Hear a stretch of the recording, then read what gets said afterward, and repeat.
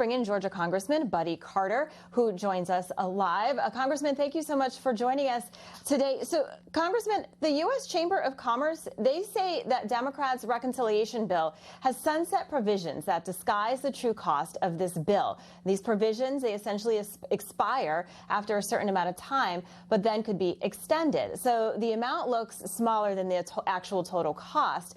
So how can the Biden White House administration and other far-left Democrats claim that this costs zero, right? Because that's what they keep saying.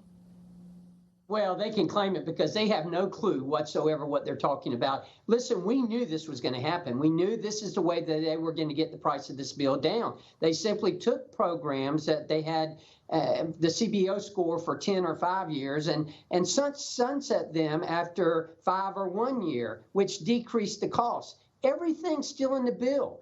And remember what Ronald Reagan said. The closest thing you'll ever see to eternity here on Earth is a government program. So once they get them started, they're not going to end. They'll just continue to be approved and year after year. And this was their idea the whole time. The truth of the matter is that they have not removed anything. The cost is still going to be the same. We're still going to see tax increases over $2.1 trillion. We're still going to see the $3.5 trillion in spending. It's going to add more to the already high inflation that's spiking. This is financial insanity. Yeah, because Biden keeps saying, well, the only people who will be taxed are the rich. But as you really do a deep dive into this and talk to folks like you, that's not the case. It's not the case at all. And don't you love the woke liberals? When they start talking about something that's going to impact them, then all of a sudden their tune changes. And that's what's happened here with the taxes on the rich. All of a sudden it's going to impact Nancy Pelosi, who is extremely wealthy, and she's not going to have anything to do with that. So now they're saying that that's nothing more than a publicity stunt. Well, let me tell you, it's more than a publicity stunt because the people who are paying for this are the working class and the middle class. And remember, inflation. Inflation is nothing more than a tax. And who does it impact the most? The working class and the middle class. And who can afford it the least? The working class and the middle class. Yeah, which is, folks living paycheck to paycheck. When this bipartisan infrastructure bill is signed into law on Monday, sir, how do you expect it's going to impact the current inflation crisis? Because we just keep seeing everything go up and up and up. And that's going to continue, and this is going to add to it. That's why this is financial insanity here.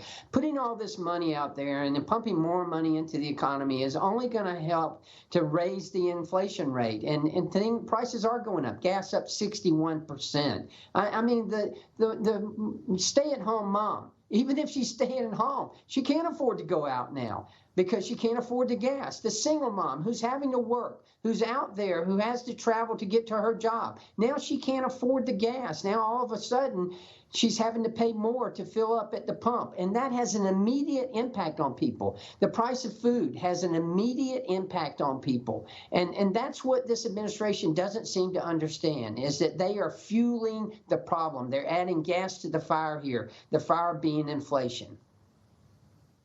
Yeah, absolutely. Everybody is feeling it. You mentioned Speaker Pelosi and this wealth tax. You talked about how she described it, as a publicity stunt. Do you think it hit too close to home for her?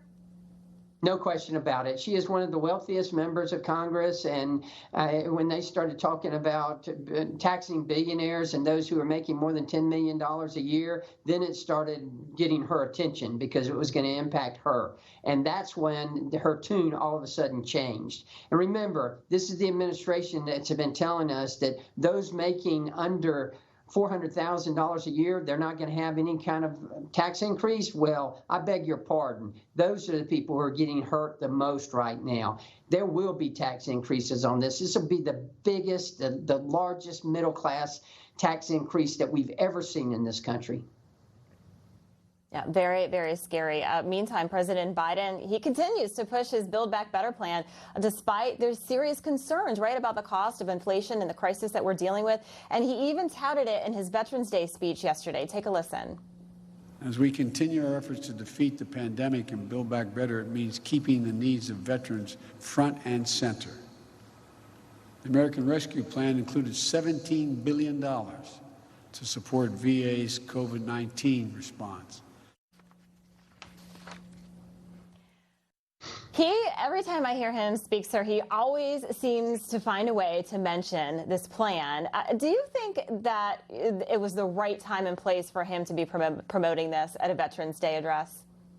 Absolutely not. Veterans Day should concentrate on veterans. And, oh, by the way, every day is Veterans Day. Let's always remember that. But it was so inappropriate for him to try to bring politics into a speech that should have been honoring our veterans. The reason why we enjoy the freedoms that we enjoy in this country is because of the service, the sacrifice of our veterans. And we should always be aware of that, but especially on Veterans Day. And to try and bring politics and sell his financial insanity through that, I think that was just despicable.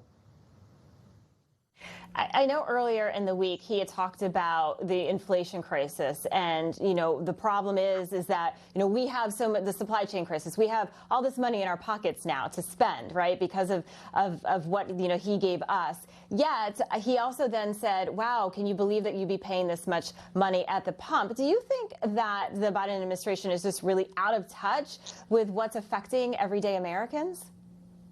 Every constituent that I talk to asks me the same thing. Who's making the decisions at the White House? We know it's not Joe Biden. We know it's not Kamala Harris. Who is making these decisions? Yes, they're out of touch. I mean, look, this Turkey Day is in a couple of weeks. We're going to have Thanksgiving, and it's going to be the most expensive Thanksgiving we've ever experienced. Turkey up 27%. Potatoes up 13%. And carrots up 47%. And oh, by the way, one of our favorites, pumpkin pie from Costco, up 17%. I mean, this is going to cost more for Americans, and this is the everyday working class, middle class Americans that it impacts the most. And this administration and Joe Biden just don't get it. And it is a large reason for this is the supply chain issues. And we're experiencing it here right on the coast of Georgia, particularly outside our port of Savannah, where we've got ships that are just lined up waiting to get in shore. Joe Biden finally got his boat parade, but this is not what he was expecting. Yeah, no, absolutely not. All right. Well, we appreciate you taking the time to join us. Congressman Carter, thank you so much and have a good weekend, sir. Thank you. You as well.